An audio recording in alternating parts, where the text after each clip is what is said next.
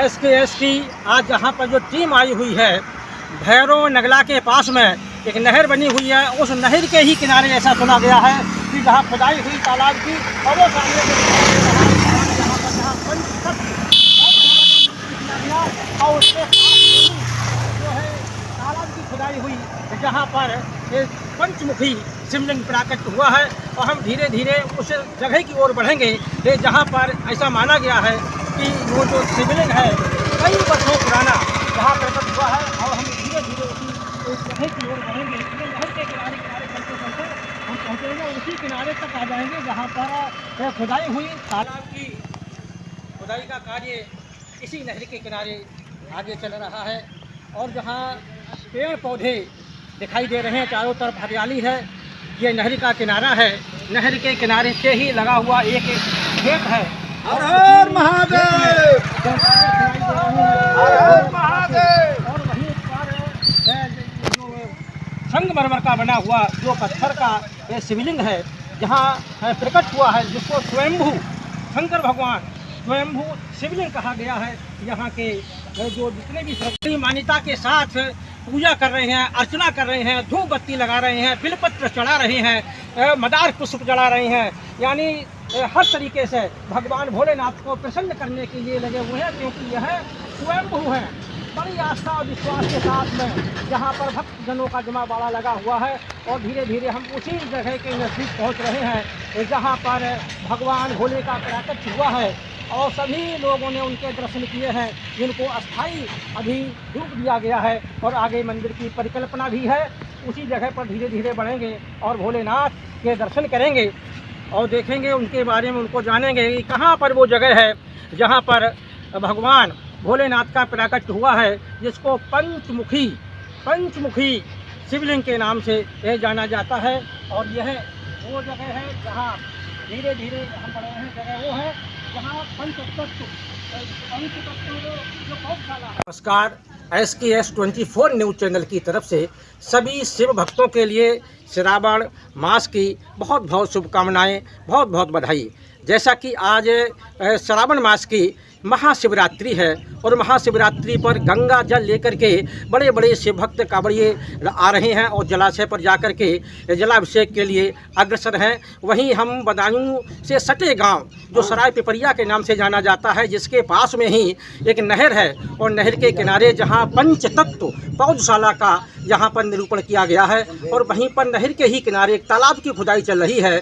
ऐसी मान्यता है कि वहाँ पर लगभग 300 पुराना शिवलिंग, जिसको पंचमुखी शिवलिंग का नाम दिया गया है, वो वहाँ प्राकट हुआ है। हम उस जगह की ओर बढ़ते हैं जहाँ तालाब की खुदाई चल रही है और जहाँ पर वो शिवलिंग निकला है जिसको पंचमुखी शिवलिंग के नाम से जाना जाता है। उसकी स्थापना यहाँ पर होने वाली है, क्योंकि आज शाम के समय पर यहाँ पर बहुत बड़ा संत समागम होगा और संतों के द्वारा उस शिवलिंग के लिए नाम दिया जाएगा और मंदिर की भव्य स्थापना होगी। और देखिए हम उसी जगह पर आप आ गए हैं जहाँ पर तालाब की खुदाई चल रही है। पंचतत्व यहाँ पर पौधशाला का निरूपण हुआ है।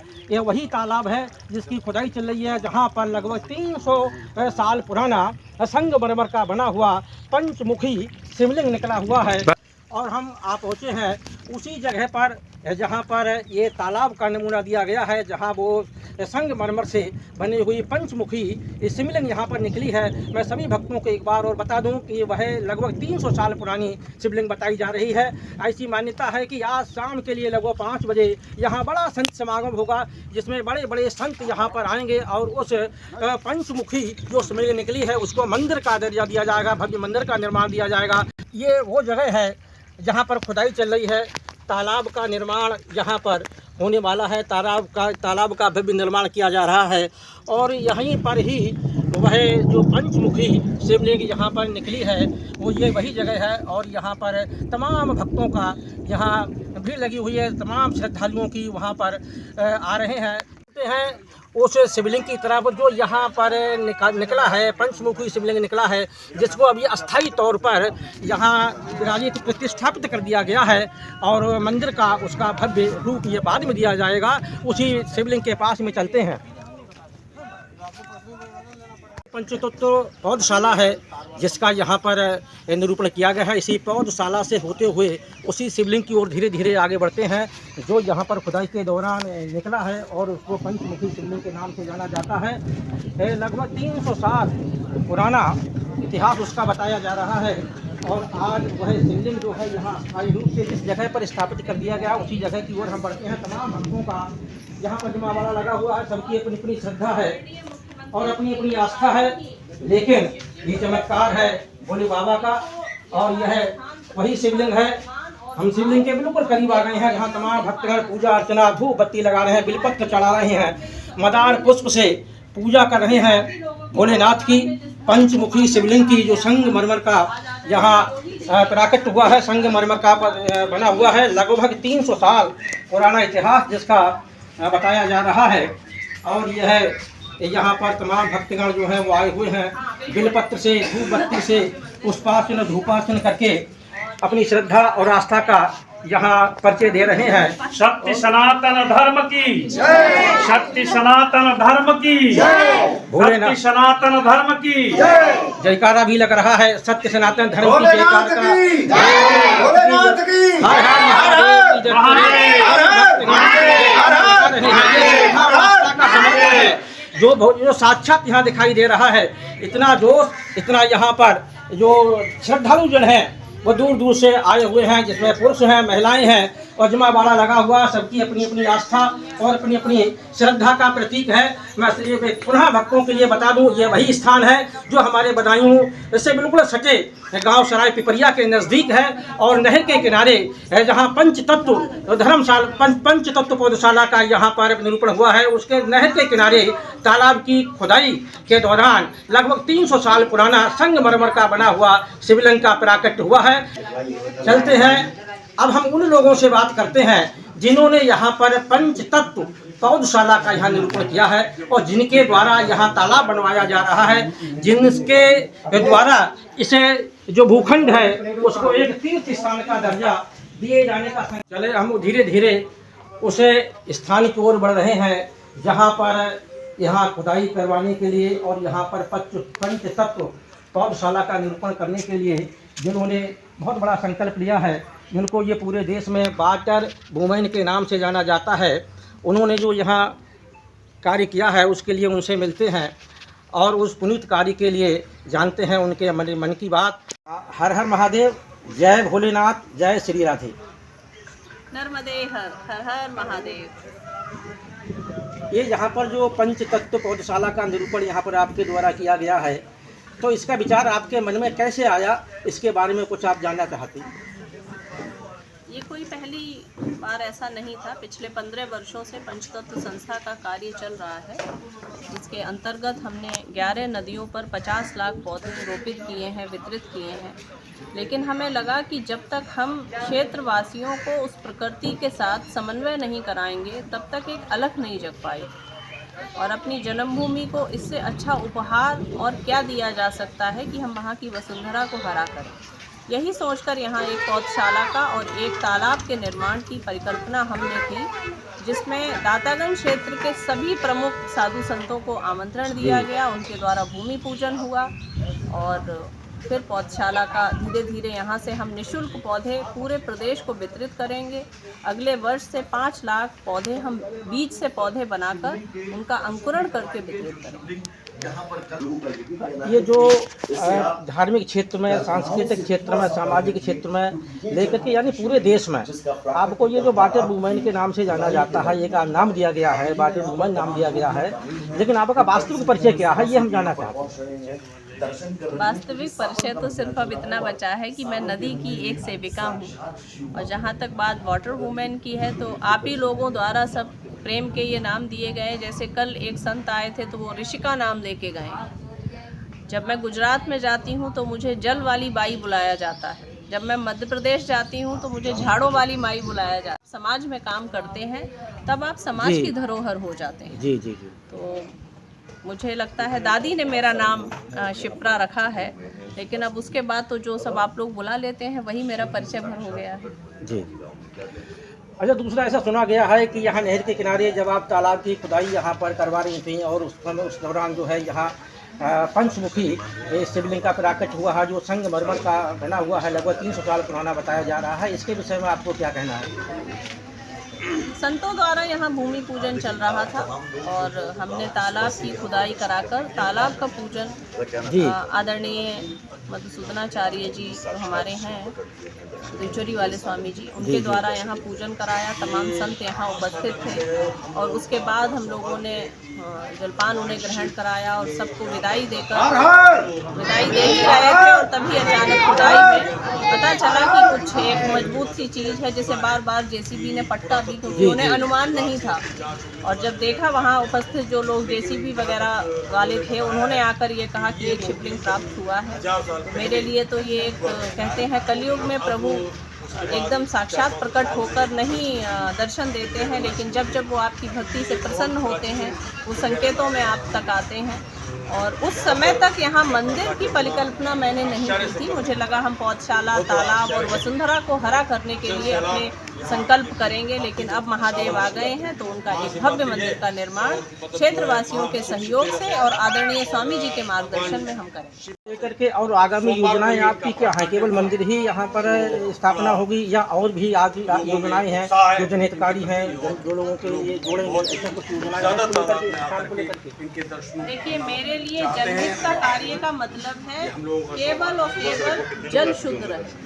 अगर मैं अपनी अगली पीढ़ी को जल भी शुद्ध नहीं दे पा रही हूँ तो हमें लगता है शिक्षा, स्वास्थ्य, धर्म, बाकी सब कुछ दूसरे स्तर पर आ गया। जब बच्चों का स्वास्थ्य अच्छा रहेगा तभी वो अच्छी शिक्षा प्राप्त कर पाएंगे। जब उनका शरीर बलशाली रहेगा तभी वो धर्म और पर्यावरण के मार्ग पर चल पाएंगे। जी जी। तो मेरी प्राथमिकता पिछले 20 वर्षों से सदैव और सदैव नदी थी, नदी है और नदी रहेगी। और नदियों के किनारों के लिए और जंगलों के विकास के लिए यहाँ पौधशाला और तालाब का निर्माण इसलिए किया गया है कि वर्षा का जल हम संचित करेंगे। और बाकी बीच में आगे जो भी गुरुकुल व्यवस्थाएं हैं, शिक्षा है, स्वास्थ्य है, जो भी मुझसे हो पड़ेगा मैं ज़रूर उसके लिए क्षेत्रवासियों की अगली पीढ़ी के लिए प्रयासरत रहूँगी। देखा, अभी आपने सुना जो वाटर वुमेन के नाम से जिनको जाना जाता है शिप्रा पाठक, और उन्होंने कितना बड़ा संकल्प लिया है युवा पीढ़ी को जागरूक करने का, पर्यावरण को प्रदूषण से मुक्त बनाने का, शुद्ध जल देने का। ये सभी संकल्प लेकर के वो आगे बढ़ रही हैं। और उन्होंने जो SKS 24 न्यूज़ चैनल के लिए जो समय दिया, उससे जो बात की, उसके लिए SKS 24 न्यूज़ चैनल की ओर से उनका बहुत बहुत धन्यवाद। बाद हम चलते हैं एक ऐसे व्यक्तित्व के बारे में जिनको राजनीति विरासत में मिली हुई है, जो धार्मिक कार्य से लेकर के सामाजिक कार्य तक अपनी एक पहचान बनाए हुए हैं। चलते हैं सीधे सीधे उनसे भी बात करते हैं जिन्होंने इस भूखंड को लेकर के और इसके लिए तीर्थमय बनाने का जो संकल्प लिया है। बताया कि जिनके परिवार में राजनीति विरासत से मिली हुई है, इसके अलावा जो धार्मिक क्षेत्र में, राजनीतिक क्षेत्र में और सामाजिक क्षेत्र में अपनी अहम भूमिका बनाए हुए हैं, अहम पहचान बनाए हुए हैं। तो चलते हैं धीरे धीरे और उनसे जानते हैं इस भूखंड के बारे में। यहाँ भगवान शिव का प्राकट्य हुआ है और उस प्राकट्य को लेकर के तमाम श्रद्धालु यहाँ आए हुए हैं। तो सीधे सीधे बात करते हैं। भाई साहब, जय भोले की। जय भोले की। हर हर महादेव। हर हर महादेव। ये जो भूखंड जहाँ पर भगवान शिव का प्राकट्य हुआ है, इसको लेकर के आपकी आगामी योजनाएं ऐसी क्या होंगी जिससे इस क्षेत्र के जो लोग हैं उनके लिए कोई लाभ पहुँचे, कोई लाभान्वित हो, उस पर आप कुछ विचार रखें। ये पूरा प्रकल्प जो है जी, वो जनता के आध्यात्मिक उत्थान और उसके व्यक्तिगत उत्थान के प्रयास से किया गया है। ये जो शिप्रा का पूरा परिकल्पना है, जब भोले यहाँ प्रकट हुए हैं, उनका ये आशीर्वाद यहाँ के लोगों को प्राप्त हुआ है और यहाँ के लोगों की इच्छा है, उनके भक्तों की इच्छा है, तो उसी इच्छा के अनुरूप जो लोगों की भावना उसको पूरी तरीके से पालन किया जाए। जी जी। एक आखिरी प्रश्न आपसे ये है कि जिस तरीके से भगवान शंकर को आशुतोष कहा जाता है और उन्होंने ये लोक कल्याण के लिए विश्वपान भी कर लिया है, इसी तरीके से जब चुनौतियाँ सामने आएंगी तो उस परिप्रेक्ष्य में आपका क्या रुझान होगा? हम हर चुनौती से निपटने में सक्षम हैं। जब ईश्वर साथ है, भोलेनाथ का आशीर्वाद साथ है, तो कोई चुनौती हमें क्या रोक लेंगे भाई कार्य। जी जी जी। पूरी तरीके से होगा। जो हमारी जनभावना है, यहाँ उनके भोले के भक्तों की जो भावना है, उसका पूरी तरीके से पालन किया जाएगा। जी जी। SKS 24 न्यूज़ चैनल के लिए आपने समय दिया, उसके लिए बहुत बहुत धन्यवाद। चलते हैं उस पंचमुखी संगमरमर शिवलिंग के पास जिसका प्राकट्य यहाँ पर हुआ है, और वहाँ चल कर के जानते हैं इस स्थान पर आगे आगे धीरे धीरे बढ़ते हैं। ऊपर धीरे धीरे हल्की हल्की बारिश भी हो रही है, लेकिन फिर भी क्योंकि श्रद्धा और आस्था का विषय है, भगवान शंकर जिनको आशुतोष अवधरानी के नाम से जाना जाता है, और वहीं पर हम आ गए हैं। जो यह वही शिवलिंग है जैसा संतों का और लोगों का मानना है, इतिहासकारों का, कि हजारों वर्ष पहले इस तरीके की जो शिवलिंग थी वो तैयार की जाती थी, जिसके चतुर्मुखी शिवलिंग होती थी, पंचमुखी शिवलिंग बनाई जाती थी, और उसी से अंदाज़ा लगाया जा सकता है कि ये जो शिवलिंग है यहाँ जिसका प्राकट्य हुआ है ये कितना पुराना है, और यह यहाँ पर कितनी श्रद्धा के साथ में यहाँ प्रकट हुए हैं, और सभी भक्तों ने आकर के यहाँ पर पूजा अर्चना प्रारंभ कर दी है। आगे भव्य मंदिर का निर्माण होगा, ऐसा यहाँ भक्तों की मान्यता है। यहाँ पर जिन्होंने यहाँ तालाब की खुदाई की है उनका भी यही विश्वास है, यही संकल्प है कि यहाँ बहुत भव्य मंदिर का निर्माण हो, यहाँ के लोग आए श्रद्धा समर्पण के साथ भगवान की पूजा करें, आस्था और श्रद्धा का ये केंद्र बने। इसी के साथ मैं कामेश पाठक, कैमरामैन रविंद्र कश्यप के साथ बधाई से।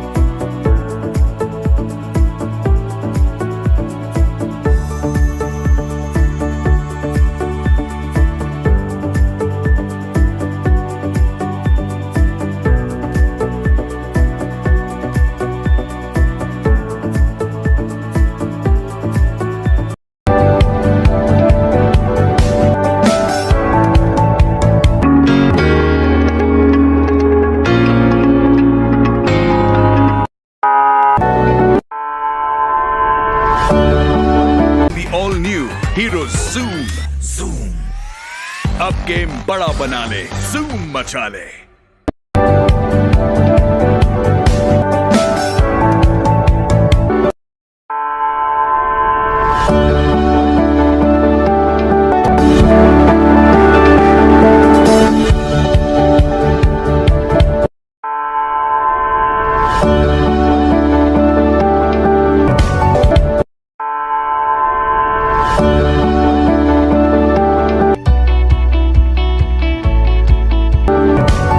मेरठ इलेक्ट्रॉनिक्स 0% ब्याज पर सभी सामान आसान किस्तों पर उपलब्ध है।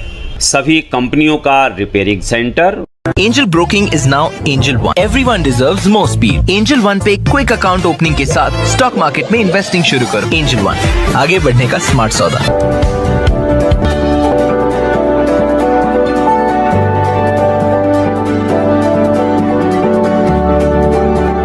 ये है भारत की पहली पसंद उड़ान ई-रिक्शा।